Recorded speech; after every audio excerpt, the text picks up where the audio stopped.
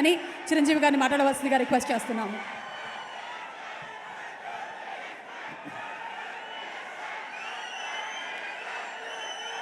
అందరికీ నమస్కారం. చాలా ఉత్సాహభరితంగా కేరింతలతోటి ఇక్కడ విచ్చేసినటువంటి కళాభిమానులకు, మా అభిమానులకు, హనుమాన్ అభిమానులకు ప్రతి ఒక్కరికి నా హృదయపూర్వక నమస్కారాలు.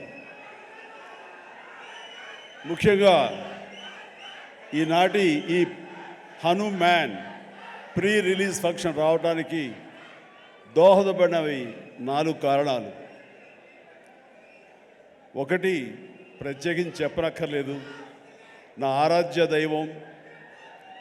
నేను చిన్నప్పటి నుంచి అన్నీ తానే అమ్మా నాన్న తర్వాత అని అనుక్షణం నేను ప్రార్థించే ఆ హనుమాన్ని సెంట్రిక్గా తీసుకుని ఆయన గురించి తెలిపే ఒక సినిమా ఈ హనుమాన్.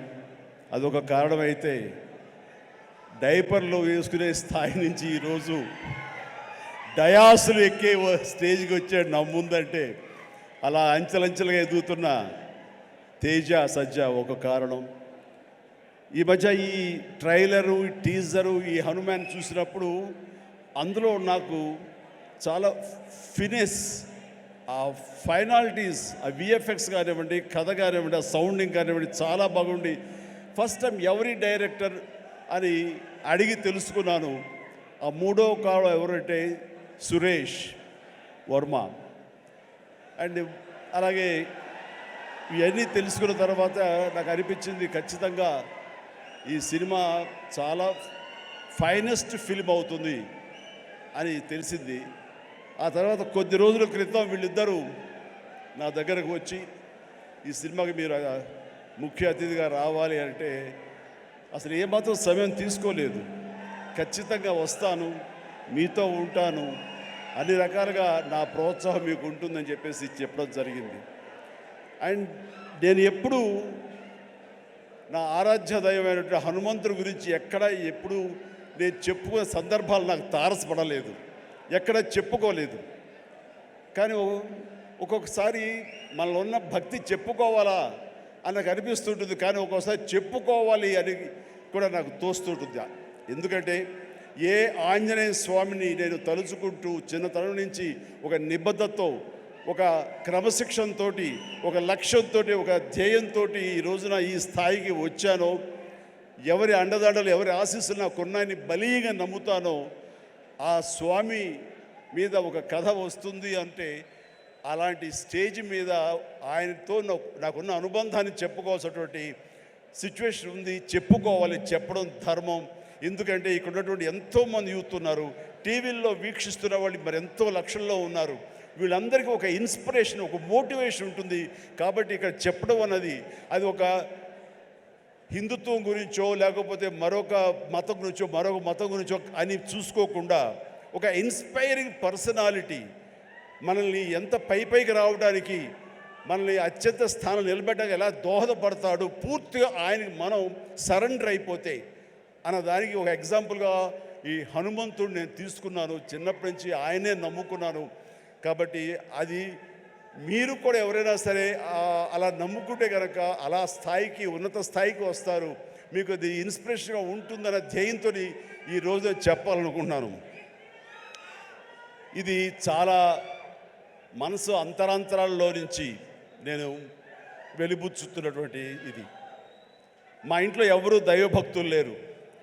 నాన్నగారు కమ్యూనిస్ట్, ఆయన ఫోటోకి దండం పెట్టడం చాలా రేరు.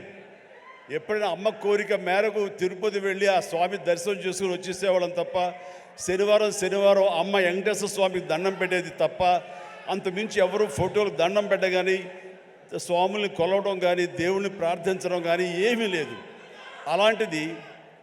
అలాంటిది ఈ చిన్నతనం అంటే 7th క్లాస్ నేను చదువుతుండగా అది పొన్నూరు, అక్కడ ఒక ఆంజనేయ స్వామి గుడి ఉండేది. ఆ ఆంజనేయ స్వామి గుడిలో నేను రోజు వెళ్ళి ఆంజనేయ స్వామి దండం పెట్టుకుని వస్తుంటాను స్కూల్ నుంచి వస్తూ. ఆ తర్వాత next year 7th class 8th class నేను బాపట్లలో చదివేవాడిని. ట్యూషన్ ట్యూషన్ నాకు ఆంజనేయ స్వామి గుడి దాటుకుంటూ వెళ్ళాలి. తిరిగి వచ్చేటప్పుడు ఈవినింగ్ 8 ఎంత అవుతుండేది.